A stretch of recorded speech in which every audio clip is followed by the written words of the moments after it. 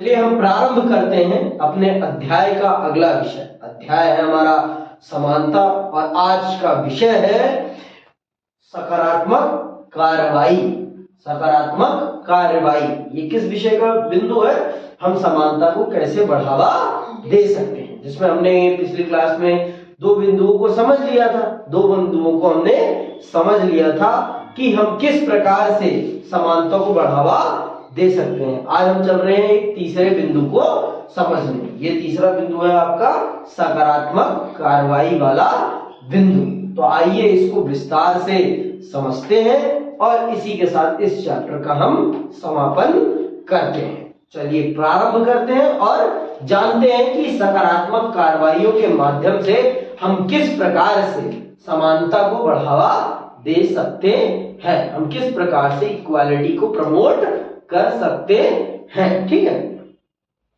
सकारात्मक कार्रवाई इस विचार पर आधारित है कि कानून द्वारा औपचारिक समानता स्थापित कर देना पर्याप्त नहीं है। मैंने बता दिया था आपको कि सिर्फ कानून बना देने भर से समानता स्थापित नहीं हो सकती है। सिर्फ कानून बना देने भर से समानता स्थापित नहीं हो सकती। समानता को स्थापित करने के लिए हमें कुछ कड़े कदम भी उठाने पड़ेंगे। समझ में की बात? अगर हम स्कूल बना देने भर से शिक्षा लोग शिक्षित नहीं हो जाते, है ना? उसी प्रकार से सिर्फ कानून बना देने भर से समाज में समानता स्थापित नहीं हो सकती है। हमें उस कानून को उतनी ही शक्ति से इम्प्लीमेंट भी करना पड़ेगा जितनी शक्ति से हमने उस कानून को अपनी किताबों या कानूनी दस्तावेजों में दर्ज किया हुआ है। समझ में आई बात? तो आगे सुनो। असमानताओं को मिटाने के लिए जरूरी होगा कि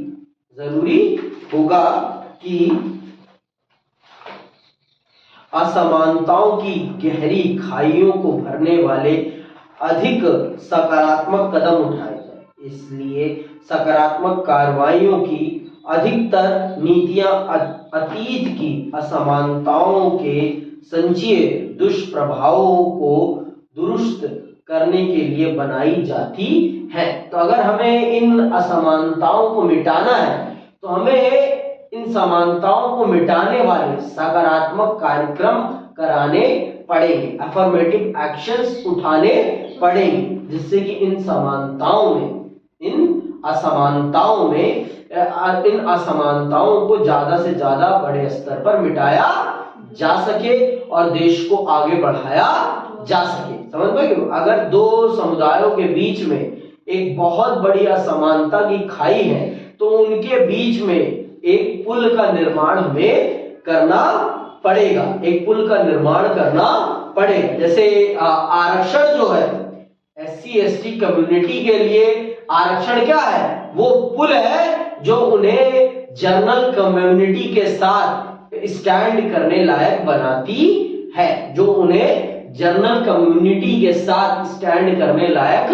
बनाती है, और उन्हें अपने अधिकारों के लिए उनके बराबर खड़ा होने का मौका देती है। कौन? आरक्षण। क्यों? क्योंकि आप भी जानते हैं, मैं भी जानता हूं इस बात को कि उनके साथ एक बहुत बड़े लंबे समय तक भेदभावपूर्ण बर्ताव होता आया था, और उस भेदभावपूर्ण बर्ताव से उन्हें निकालने के लिए उन्हें कुछ विशेष प्रावधानों से सुरक्षा प्रदान करना बहुत जरूरी हो गया था। बिना हम उन्हें विशेष सुविधाओं के हम उन्हें आगे नहीं बढ़ा सकते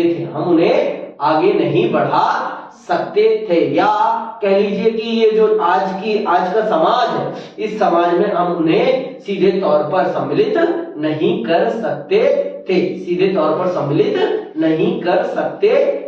समझ में आई बात कि नहीं आई? अभी भी आई? आगे सुनो। सकारात्मक कार्रवाइयों के कई रूप हो सकते हैं। ये रूप कैसे कैसे हैं? इसमें वंचित समुदायों के लिए छात्रवृत्ति और हॉस्टल जैसी सुविधाओं पर वरीयता के आधार पर खर्च करने से लेकर नौकरियों और शैक्षणिक संस्थानों में प्रवेश के लिए विशेष व्यवस्था करने तक की नीतियों नीतियां हो सकती हैं। अपने देश में वंचित समूहों को अवसर की समानता देने के लिए हमने नौकरियों और शिक्षा में आरक्षित स्थान या कोटा की नीति को अपनाया है। यह नीति बहुत वाद विवाद और असहमति का केंद्र रही है। इस नीति की इस आधार पर वकालत की गई है कि कुछ समूह वंचना और अलगाव के कारण सामाजिक पूर्वाग्रह और भेदभाव के शिकार रहे हैं। जो समुदाय अतीत में पीड़ित और असमान अवसरों से वंचित रहे हैं उनसे यह अपेक्षा नहीं की जा सकती कि वह अन्य लोगों से समानता के आधार पर प्रतिस्पर्धा करे। इसीलिए एक समतामूलक और न्यायपूर्ण समाज के निर्माण के हित में उनको विशेष आरक्षण और सहायता देने की आवश्यकता है। जैसा कि मैंने आपको बता ही दिया कि एक लंबे समय से उत्पीड़न का शिकार हुआ है, वो तुरंत अपने पांव पर खड़ा नहीं हो सकता है। तुरंत वो अपने पांव पर खड़ा नहीं हो सकता। आपके घर में हमेशा पढ़े लिखे लोग रहे हैं और एक बच्चा है जो अभी उसके परिवार का वो ही पहला पढ़ने वाला है, तो उसकी पढ़ाई में और आपकी पढ़ाई में अंतर होगा कि नहीं होगा? कैसे होगा बताओ मुझे। वो अपनी जनरेशन का अभी तक पूरे परिवार में सबसे पहला पढ़ा लिखा व्यक्ति है और आपके परिवार में सभी लोग पढ़े लिखे हैं और आप भी पढ़ाई में बहुत अच्छे हैं, तो आपका और उस बच्चे के बीच में कोई कंपटीशन है जो अभी फर्स्ट जनरेशन लर्नर है? क्यों नहीं है? जैसे कि उनके जो मतलब फर्स्ट अपना पढ़ रहा है, उसके परिवार वाले सोच सकते कि क्या पढ़ रहा है, इससे अच्छा कुछ काम कर ले हमारे पास। ये भी ठीक है, लेकिन आप ये समझो आपके घर में पढ़ाई का परिवेश है ना? आपके घर में पढ़ाई का परिवेश है, आपको हर तरफ से सहयोग मिल रहा है।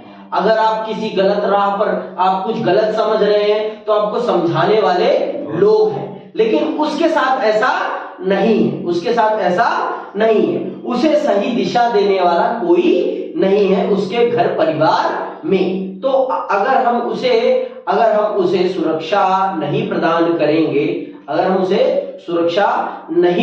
करेंगे, तो वो अपनी जड़ कभी नहीं जमा पाएगा।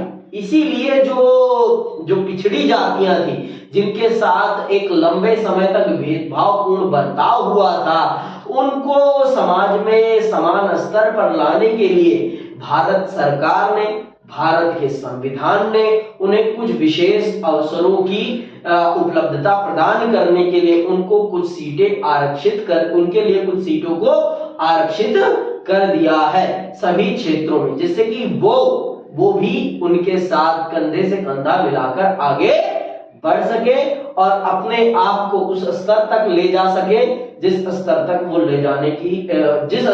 उनके अंदर जाने की कैपेबिलिटी है। समझ में आई बात की नहीं है? आगे सुनो।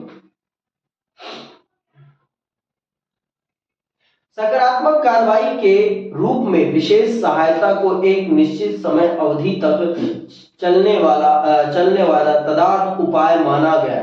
इसके पीछे मान्यता यह है कि विशेष बर्ताव इन समुदायों को वर्तमान वंचनाओं से उबारने में सक्षम बनाएंगे और फिर ये उन समुदायों से समानता के आधार पर प्रतिस्पर्धा कर सकेंगे। हालांकि सकारात्मक कार्रवाइयों की नीतियों का समाज को अधिक समतामूलक बनाने के लिए समर्थन किया गया, लेकिन कुछ सिद्धांतकार इन नीतियों के खिलाफ तर्क देते हैं। वे सवाल करते हैं कि क्या लोगों से विभेदकारी बर्ताव करने से कभी भी अधिक समानता की ओर ले जाएगा? कुछ लोग ये भी सवाल करते हैं, क्या आप विभेदक बर्ताव मतलब अनइक्वल ट्रीटमेंट करके क्या आप समानता को बढ़ावा दे सकते हैं? कुछ लोगों का सवाल है।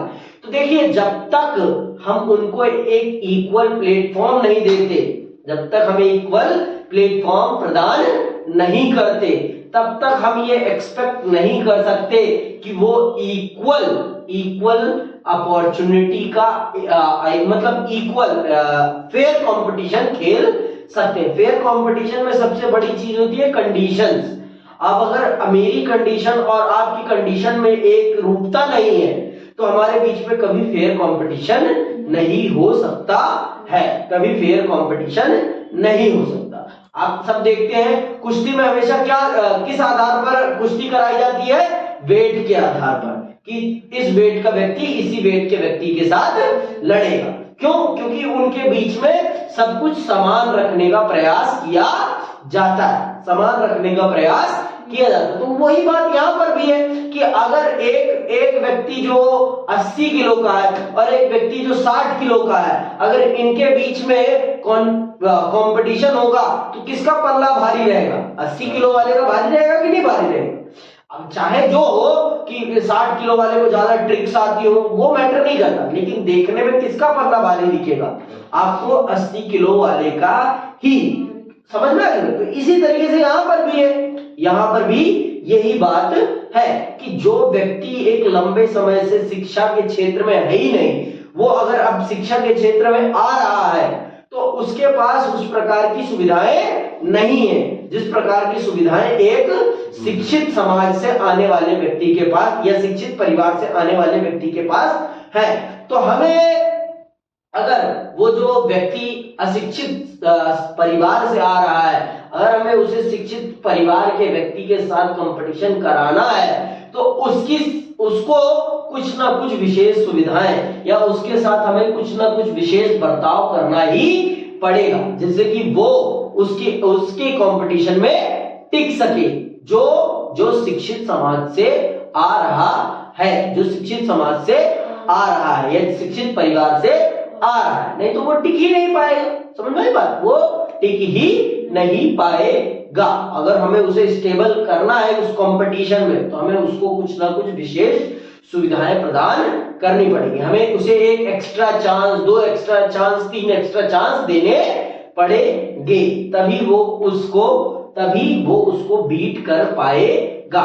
क्यों भाई? एक व्यक्ति जो लंबे समय से, जिसके परिवार के सभी लोग पढ़ाई के क्षेत्र में ही है, तो उसकी तो सराउंडिंग है ना भाई, उसकी तो सराउंडिंग है पढ़ने लिखने वाली, उसके आसपास का वातावरण ही वैसा है। तो वातावरण सबसे बड़ी चीज होती है किसी के भी विकास में। आपके विकास, हम सब भाषा कहां से सीखते हैं?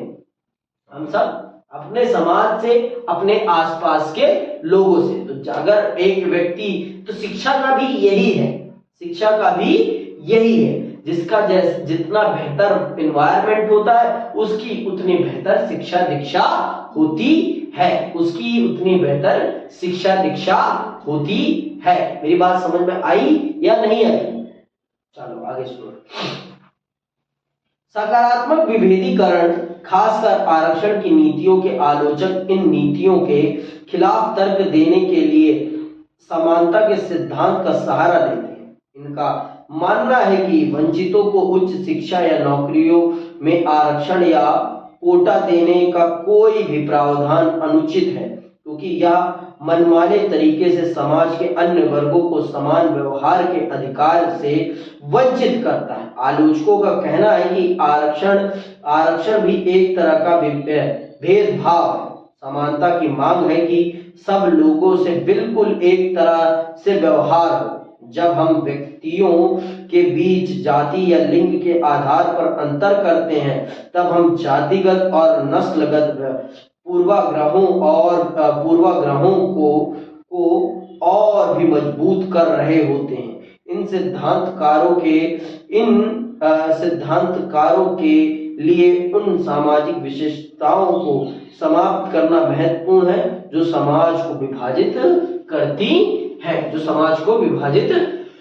करती है, तो जो लोग आरक्षण का विरोध करते हैं वो ये कहते हैं कि आप सब आरक्षण देकर, आप रिजर्वेशन प्रोवाइड करके समाज में भेदभाव को बढ़ावा दे रहे हैं। तो मैं उनको ये बताना चाहता हूं, आपको भी ये समझाना चाहता हूं कि जब आपने एक लंबे समय तक 200 साल 2000 साल तक एक समाज का शोषण किया है, वो तुरंत कैसे आपके बराबर हो सकता है वो तुरंत कैसे कंपटीशन, एक पहली क्लास के बच्चे का एक 12वीं क्लास के बच्चे के साथ कंपटीशन हो सकता है? बताओ मुझे, हो सकता है तो बताओ। अगर हमें उसकी शिक्षा दीक्षा को ऐसे ही बरकरार रखना है तो हमें उसको सुरक्षा प्रदान करनी पड़ेगी ना। नहीं 12वीं के बच्चे तो उसे मार मूर के गायब कर देगा, उसको स्कूल आने से अवरुद्ध कर देगा कि नहीं कर देगा? तो वही चीज है, जो पहले का एक शिक्षित समाज है वो 12वीं क्लास है, और जो अभी पहली बार ही स्कूल आ रहा है वो पहली क्लास का बच्चा है। अगर हम उसे सुरक्षा प्रदान नहीं करेंगे तो वो सरवाइव कर पाएगा? कदापि सरवाइव नहीं कर पाएगा स्कूल में। तो इसीलिए आरक्षण का प्रावधान किया गया है। हाँ, मैं मानता हूं कि जो लोग आरक्षण का लाभ उठाकर एक बार आगे बढ़ जाते हैं उन्हें उसे छोड़ देना चाहिए, उन्हें उसे छोड़ देना चाहिए। लेकिन अब कहते हैं ना, उनके अंदर नैतिकता का भाव नहीं है, उनके अंदर नैतिकता का भाव नहीं है, और नैतिकता का भाव ना होने के कारण वो चीजों का शोषण करते रहते हैं, चीजों का या अवसरों का शोषण करते रहते हैं, अपने ही वंचित भाइयों को उन अवसरों से वंचित कर देते हैं जिनको वो अवसर मिलना चाहिए, जिनको वो अवसर मिलना चाहिए, जिनके लिए वास्तविक रूप में आरक्षण की नीति का निर्माण किया गया है, जिनके लिए वास्तव में आरक्षण की नीति का निर्माण किया गया है। मान लो आपने एक बार उठा लिया आरक्षण का फायदा और आप एक फेयर प्ले फील्ड में पहुंच गए, एक समान स्तर की प्रतियोगिता में भाग लेने लायक बन गए हैं, तो ये आपका पर्सनल कर्तव्य बनता है कि आप उस आरक्षण को छोड़ें, आप उस आरक्षण को छोड़ें और उनको उसका अवसर उनको उस चीज का लाभ उठाने दे जो उसके काबिल अभी नहीं हुए हैं, जो उसके काबिल अभी नहीं हुए। लेकिन ये उन लोगों में नैतिकता का ना होना है जो सिर्फ अपना फायदा देखते रहते हैं और बार बार फायदे में होते हुए भी बार बार आरक्षण का फायदा लेते रहते हैं, बार बार आरक्षण का फायदा लेते रहते हैं। हमारे देश में सरकार बहुत सारी स्कॉलरशिप निकालती है, लेकिन मैं आपको सच बताता हूं, कुछ बच्चे ऐसे होते हैं कि वो आर्थिक रूप से सक्षम होते हुए भी उन स्कॉलरशिप्स को लेते हैं, सिर्फ इसलिए कि उन्हें घर से पैसा न लेना पड़े या उनका जो एक्स्ट्रा खर्चा है वो निकल जाए। तो जिन बच्चों को मिलनी चाहिए वो स्कॉलरशिप उन बच्चों को मिल नहीं पाती है, समझ में बात? तो मेरा उन बच्चों से या उन स्टूडेंट से अनुरोध है कि जो सक्षम है और जो असक्षम है उनकी राह में बाधा ना बने, उनको उनका हक मिलने दे, उनको उनका हक मिलने दे, जिससे कि वो भी आपके जितने ही पढ़ लिख सके और आपके जितने ही आगे बढ़ सके। समझ में बात? हमारे देश में भ्रष्टता बड़े स्तर पर है, हमारे देश में भ्रष्टता बड़े स्तर पर है, और ये कोई छोटी बात नहीं है, ये बहुत बड़ी बात है। हमारे देश में ये जो भ्रष्टता है इसी का कारण है कि हमारा देश विकास की राह में बहुत ज्यादा चोट खाता है। अगर ये इतनी बड़े स्तर पर भ्रष्टता ना हो तो हमारा देश विकास की राह में बहुत तेजी से आगे बढ़े, और इस चीज के लिए क्या करना पड़ेगा? इस चीज के लिए हमें हमारे समाज में नैतिकता के भाव को पैदा करना पड़ेगा, हमें हमारे समाज में नैतिकता के भाव को पैदा करना पड़ेगा। बिना नैतिकता के भाव के हमारा समाज आगे नहीं बढ़ सकता है। समझ में बात? लाभ कमाना अलग चीज है, लाभ कमाना अलग चीज है और भ्रष्टता करना अलग चीज है। भाई आप मेहनत कर रहे हो तो आप उससे लाभ जरूर कमाओ, लेकिन भ्रष्टता करना वो एक अलग बिंदु है, वो एक अलग बिंदु है। समझ में आई बात? आगे सुनो।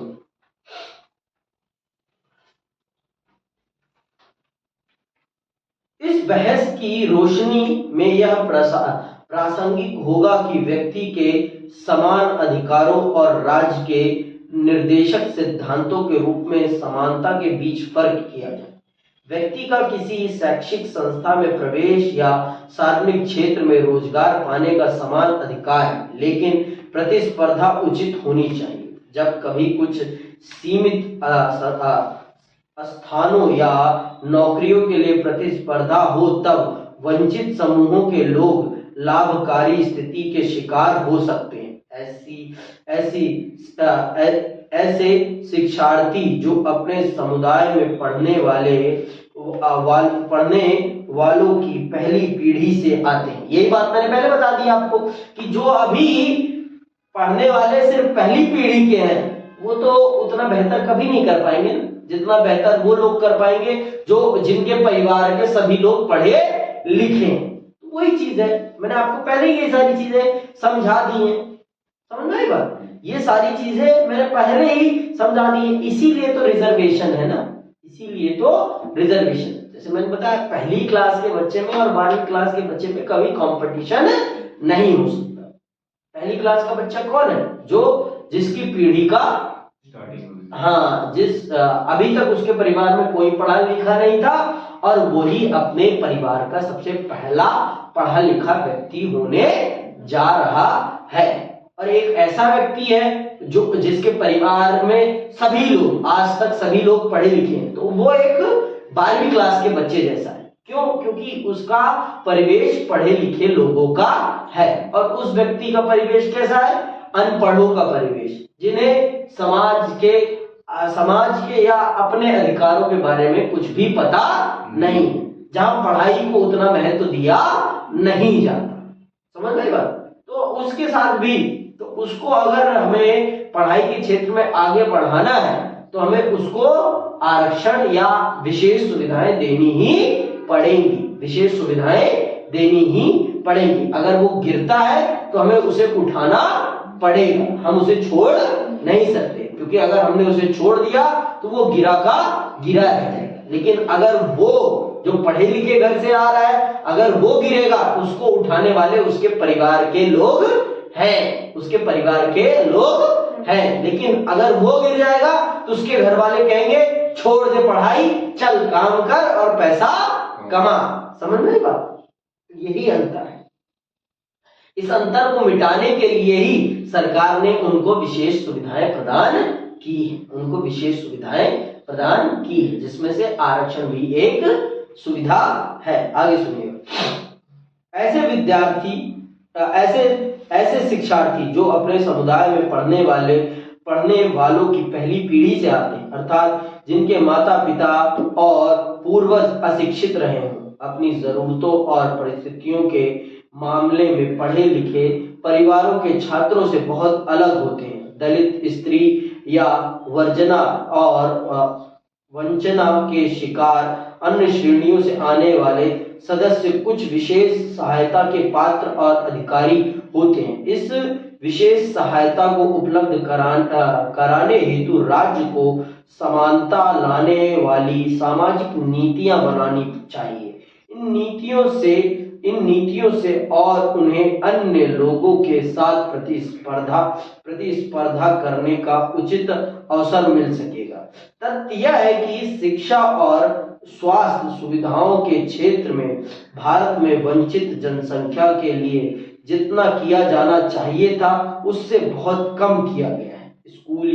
स्कूली शिक्षा के स्तर पर असमानताएं चौंकाने वाली हैं। ग्रामीण और शहरी झोपड़पट्टी के बहुत सारे गरीब बच्चों के स्कूल जाने की संभावना नहीं के बराबर है। यदि उन्हें अवसर मिल भी गया तब उनके स्कूल के पास होने देने के लिए कुछ नहीं होता। खासकर अभिजात वर्गीय स्कूलों की सुविधाओं की तुलना में ये बच्चे कुछ असमानताओं के साथ स्कूल में प्रवेश लेते हैं। ये असमानताएं उनका पीछा नहीं छोड़ती और योग्यता बढ़ाने या नौकरी पाने की संभावनाओं पर लगातार चोट पहुंचाती रहती हैं। ये छात्र अभिजात समझे जाने वाले व्यावसायिक पाठ्यक्रमों में प्रवेश पाने में बाधाओं का सामना करते हैं। क्योंकि उनके पास विशेष कोचिंग के लिए जरूरी संसाधनों का अभाव होता है। व्यावसायिक पाठ्यक्रमों की फीस भी इतनी ज्यादा होती है कि उससे भी एक घेराबंदी जैसी हो जाती है। परिणाम स्वरूप वे अधिक विशेषाधिकार और सुविधाओं वाले वर्गों से समानता के आधार पर प्रतिस्पर्धा नहीं कर सकते। समझ में आई बात? मैंने आपको इस चैप्टर को पढ़ाते समय ये भी बताया था, गांव के स्कूलों और शहरों के स्कूलों में समानता नहीं। किन आधारों पर? सभी आधारों पर। जितनी सुंदर सुविधाजनक बिल्डिंग स्कूल की आपकी है, जितने कर्मठ टीचर आपके हैं, उतने सुविधाजनक बिल्डिंग्स गांव के स्कूलों की नहीं है, ना वहां पर उतने कर्मठ टीचर हैं। तो ये क्या दिखा रहा है? ये हमारे समाज में असमानता को दिखा रहा है कि आज भी हमारे देश को 75 साल हो गए हैं आजाद हुए। आज भी हमारे देश में शिक्षा के क्षेत्र में ग्रामीण और शहरी क्षेत्र एक बराबर नहीं हो पाए हैं। तो ये हमारे लिए बड़ी शर्म की बात है। ये हमारे लिए एक बड़ी शर्म की बात है कि आज भी हम अपने समाज के सभी वर्गों को एक समान शिक्षा प्रदान नहीं कर पा रहे हैं। अब आप खुद बताइए, जो एक गरीब परिवार से एक बच्चा आ रहा है, वो क्या एक महंगी कोचिंग अफोर्ड कर पाएगा? कदापि ही नहीं। तो कहां से हम एक्सपेक्ट कर रहे हैं कि समानता का व्यवहार हो रहा है समाज में? कदापि नहीं हो रहा। तो इस असमानता को दूर करने के लिए अगर हमें किसी के साथ विशेष बर्ताव करना पड़ रहा है, तो ये कदापि असमानता नहीं है। इसे हम समानता को बढ़ावा देने का एक तरीका मानेंगे। इसे हम असमानता कदापि नहीं मानेंगे। इसे हम कदापि असमानता का व्यवहार नहीं मानेंगे। अभी तो हम इसे क्या कहेंगे? समानता को बढ़ावा देने वाला बर्ताव, जरिया बताएंगे ये, जिससे कि समाज के दो स्तरों में समानता को तैनात करने के लिए या बनाने के लिए एक विशेष व्यवहार किया जा रहा है, जिससे कि दोनों बच्चे एक बराबर हो सके और अपने अपने स्तर पर आगे बढ़ सके। ठीक है, आगे सुनो। इस तरह की सामाजिक और आर्थिक असमानताएं समान अवसर की प्राप्ति में बाधक होती हैं। अधिकतर सिद्धांतकार आज इस बात को मानते हैं। समान अवसर के लक्ष्य से सभी सहमत हैं। विवाद उन नीतियों के बारे में है जो राज्य को इस लक्ष्य की प्राप्ति के लिए अपनानी चाहिए। क्या राज्य को वंचित समुदायों के लिए कुछ स्थान आरक्षित कर देने चाहिए या उन्हें कम उम्र से ही विशेष सुविधाएं उपलब्ध कराई जानी चाहिए ताकि इन बच्चों की योग्यता और प्रतिभा का विकास हो सके? वंचित कौन है? इसे परिभाषित कैसे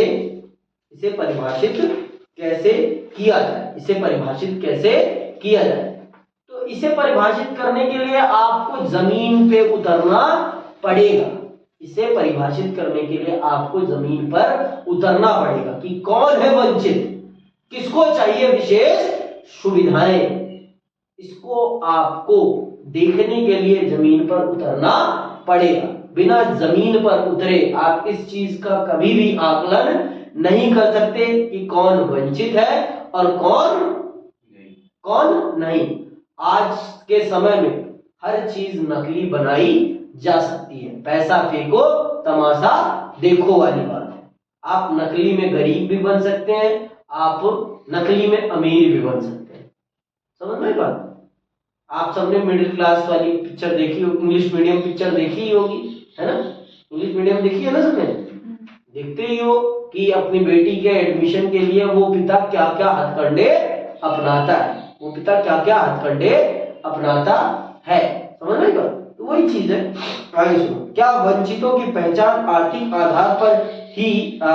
आधार पर की जानी चाहिए या जाति व्यवस्था से पैदा हुई सामाजिक असमानताओं के आधार पर?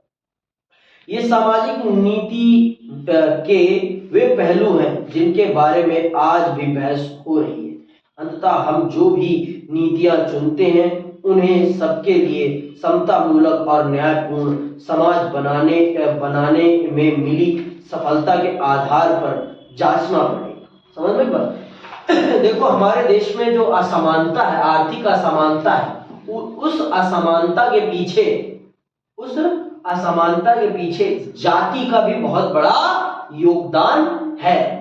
तो हमारे देश में अगर आर्थिक आधार पर वंचित वर्गों का पता करना है तो उसमें हमें जातियों को भी सम्मिलित करना पड़ेगा। आर्थिक आधार पर जो ये हमारे देश में असमानता है, उस असमानता में बड़े तौर पर जातियों का भी बहुत बड़ा योगदान है। जातियों के आधार पर भी ये निर्धारित किया गया है कि कौन सी जाति के पास कितने। आपको मैंने पहले ही बताया कि समाज में सुविधाओं का बंटवारा जो हुआ था वो किस आधार पर हुआ था? जातीय आधार पर ही हुआ था। तो जातीय आधार पर कौन सुविधापूर्ण जीवन व्यतीत कर रहा है और कौन असुविधापूर्ण जीवन, ये आपको जातियों के आधार पर भी देखना पड़ेगा, क्योंकि हमारे देश में असमानता का आधार ही क्या है? जाति है। असमानता का आधार ही क्या है? जाति। तो जाति के आधार पर आपको हर चीज को देखना ही पड़ेगा। इसीलिए हमारे देश में जातीय आधार पर ही आरक्षण उपलब्ध कराया गया है। जातीय आधार पर ही रिजर्वेशन प्रोवाइड किया गया है। कास्ट रिजर्वेशन है इसीलिए हमारे देश में। समझ में?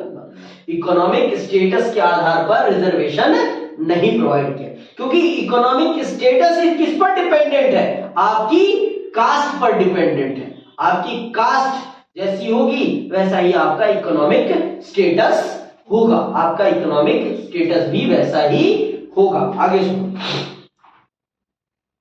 समानता के विषय पर सोचते समय हमें प्रत्येक व्यक्ति को बिल्कुल एक जैसा मानने और प्रत्येक व्यक्ति को मूलतः समान मानने में अंतर करना चाहिए, क्योंकि जब समान है नहीं तो हम सभी को एक समान मान भी नहीं सकते। मैं जतिन और नम्रता को एक समान नहीं मान सकता, क्योंकि दोनों की परिस्थितियां अपनी अपनी अलग अलग है। दोनों की अपनी अपनी परिस्थितियां अलग अलग है। मैं दोनों को इक्वल नहीं मान सकता, चाहे वो कितनी भी सुविधाजनक घरों से क्यों ना आते हो। जितनी फ्रीडम जतिन को है, मैं आज भी इस बात को मानता हूं कि उतनी फ्रीडम नम्रता को नहीं दी गई है, बिकॉज ऑफ उसके जेंडर के कारण। उसके जेंडर के कारण आज भी उसे उतनी ही आजादी नहीं प्रदान की गई है जितनी आजादी एक बालक को प्रदान की जाती है। और ये हमारे देश का बहुत बड़ा कड़वा सच है। बहुत बड़ा कड़वा सच है। तो हम सबको एक समान नहीं मान सकते हैं। हम सबको एक समान नहीं मान सकते। तो जब हम एक समान मान नहीं सकते तो हमें एक समान सबके लिए नीतियां भी नहीं बना सकते हैं। जिसकी जैसी जरूरत उसके साथ पैसा, उसको वैसी नीतियां प्रदान की जानी चाहिए। ठीक है, आगे सुनो। मूलतः समान व्यक्तियों को विशेष स्थितियों में अलग अलग बर्ताव की जरूरत हो सकती है, लेकिन ऐसे सभी मामलों में सर्वोपरि उद्देश्य समानता को बढ़ावा देना ही होगा। समानता के लक्ष्य को पाने के लिए अलग या विशेष बर्ताव के बारे में सोचा जा सकता है, लेकिन इसके लिए औचित्य सिद्ध करना और सावधानी पूर्वक पुनर्विचार आवश्यक होता है। चूंकि अलग अलग समुदायों के लिए अलग अलग बर्ताव जाति व्यवस्था और रंग भेद के अंग थे, इसीलिए उदारवादी एक जैसा बर्ताव के सिद्धांत से हटते हुए बहुत सावधान रहते हैं। समानता के उद्देश्य से जुड़े बहुत से मुद्दे नारीवादी आंदोलन द्वारा उठाए गए। 19वीं सदी में स्त्रियों के समान अधिकारों के लिए संघर्ष किया स्त्रियों के समान अधिकारों के लिए संघर्ष किया। उदाहरण के लिए उन्होंने मताधिकार, कॉलेज यूनिवर्सिटी में डिग्री पाने का अधिकार और काम के लिए अधिकार की उसी प्रकार मांग की जैसे अधिकार पुरुषों को हासिल थे। हालांकि जैसा कि उन्होंने नौकरियों में प्रवेश किया, उन्हें महसूस हुआ कि स्त्रियों को इन अधिकारों को उपयोग में लाने के लिए विशेष सुविधाओं की आवश्यकता है। उदाहरण के लिए उन्हें मातृत्व अवकाश और कार्यस्थल पर बालवड़ी जैसे प्रावधानों की आवश्यकता थी। इस प्रकार के विशेष बर्ताव के बिना वे न तो गंभीरता पूर्वक स्पर्धा में भाग ले सकेंगी और न ही सफल व्यवसायिक और निजी जीवन का आनंद उठा सकेंगे। दूसरे शब्दों में पुरुषों के समान अधिकारों के उपयोग के लिए उन्हें कई बार एक विशेष बर्ताव की जरूरत होती है। समझ में की बात? उन्हें एक विशेष बर्ताव की जरूरत। 19वीं शताब्दी में जब उन्होंने अपने लिए समान अवसरों की मांग करी, तो जब उन्हें मिले उनके समान अवसर, तो उन्हें पता चला इस बात का। देखो, जब तक आप किसी चीज को जमीनी स्तर पर जब आप निकलते नहीं है ना, तब तक आपको सही स्थिति का पता नहीं चलता है। जब महिलाएं वास्तविक रूप में काम करने लगी, तब उन्हें पता चला कि हमें कुछ विशेष बर्तावों की जरूरत है। जैसे मैं प्रेग्नेंट पीरियड में तो वो काम के लिए नहीं जा सकती ना, तो उनको प्रेगनेंसी लीव भी चाहिए। तो उन्हें कुछ ना कुछ विशेष चाहिए। बिना विशेष बर्ताव के वो समानता का पालन पोषण, समानता का उस प्रकार से अनुभव नहीं कर सकती जिस प्रकार से पुरुषों को अनुभव होता है। देखो, उन्हें एक विशेष ड्यूटी दी गई है भगवान के द्वारा, तो हमें उनकी उस ड्यूटी की रिस्पेक्ट करनी चाहिए और हमें उनको मैटरनिटी लीव प्रोवाइड करनी चाहिए, वो भी फुल ऑफ पेमेंट। तो आज के टाइम पर ये प्रावधान है कि महिलाओं को मैटरनिटी लीव प्रोवाइड की जाती है, वो भी उनकी बिना 1 रुपए काटे। जो उनका पे स्केल काम करते समय होता है, वो उतनी ही सैलरी उन्हें मैटरनिटी टाइम में भी दी जाती है। अभी ये उनका, इसमें उनकी तो देखो, ये अगर हम उनके साथ ऐसा नहीं करते तो हम उनके साथ अनइक्वालिटी का बिहेवियर कर रहे हैं, क्योंकि उनको ये ड्यूटी किसने दी है? उनको ये ड्यूटी भगवान ने दी है। उनको ये सौभाग्य किसने प्रदान किया है? भगवान ने। तो हम उनको इस आधार पर उनके साथ भेदभाव नहीं कर सकते हैं। ये अगर हमने ऐसा किया, पहले होता था, अगर हमने ऐसा किया अब, तो ये सरासर अपराध है। वो सरासर क्या है? अनजस्टिफाइड है, अनजस्टिफाइड। ठीक है, आगे सुनो। जब हम समानता के मुद्दे पर सोचते हैं और यह जानते हैं कि एक खास स्थिति में विशेष बर्ताव जरूरी है या नहीं, तो हमें लगातार स्वयं से ही पूछने की जरूरत है कि क्या विशेष बर्ताव यह सुनिश्चित करने के लिए आवश्यक है कि एक समूह समान अधिकारों का उसी प्रकार आनंद उठा सके जैसा कि शेष समाज। हालांकि यह सावधानी हमेशा बरतनी चाहिए कि विशेष बर्ताव वर्चस्व या शोषण की नई संरचनाओं को जन्म न दे, अथवा यह विशेष बर्ताव समाज में विशेषाधिकार और शक्ति को फिर से स्थापित करने वाला एक प्रभावशाली उपकरण न बन जाए। विशेष बर्ताव का उद्देश्य और औचित्य एक न्यायपरक और समता मूलक समाज को बढ़ावा देने के माध्यम के अलावा कुछ और नहीं है। देखो, ये जो विशेष बर्ताव है, ये विशेष बर्ताव सिर्फ इसी चीज को प्रमोट करता है। किसको? इक्वालिटी को प्रमोट करने के लिए ही विशेष बर्ताव का प्रावधान है और कुछ नहीं। अगर हमें इक्वालिटी को एस्टैब्लिश करना है, तो जिनके साथ एक्सप्लॉयटेशन हुआ है, हमें उनको कुछ स्पेशल राइट्स प्रोवाइड करने ही पड़ेंगे, अगर हम उनको समान स्तर प्रदान करना चाहते हैं। तो अगर हम फेयर प्ले वाली सिचुएशन स्टैब्लिश करना चाहते हैं तो जिनके साथ एक लंबे समय में एक्सप्लॉयटेशन हुआ है हमें उनको कुछ स्पेशल प्रोवाइड करना ही पड़ेगा, तभी वो फेयर प्ले वाली कंडीशन स्टैब्लिश हो पाएगी। तो इसी के साथ ये चैप्टर होता है समाप्त। जय हिंद, जय भारत।